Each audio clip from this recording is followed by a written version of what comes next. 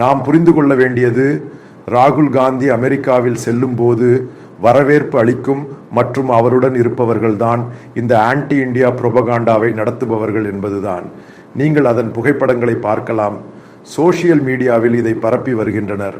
அதேபோல் இவர்களுக்கு இந்த மேடையை ஏற்பாடு செய்து இவ்வளவு பேரை ராகுல் காந்தியை பார்க்கவும் பிரசங்கம் கேட்கவும் இந்த ஆன்டி இந்தியா குழுக்களை ஒருங்கிணைக்கும் ஒரு பெரிய குழு அமெரிக்காவில் உள்ளது. இந்தியா இதற்கு முன்பே பைடன் அட்மினிஸ்ட்ரேஷனிடம் கோரிக்கை விடுத்துள்ளது. இதில் பலருக்கு எதிராக இந்திய அரசாங்கம் அரெஸ்ட் வாரண்ட் வெளியிட்டுள்ளது.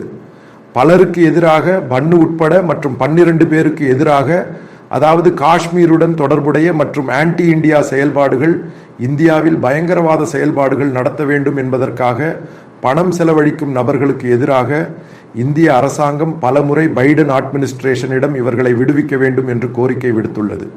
இவர்களை இந்தியாவில் ப்ராசிக்யூட் செய்வதற்காக.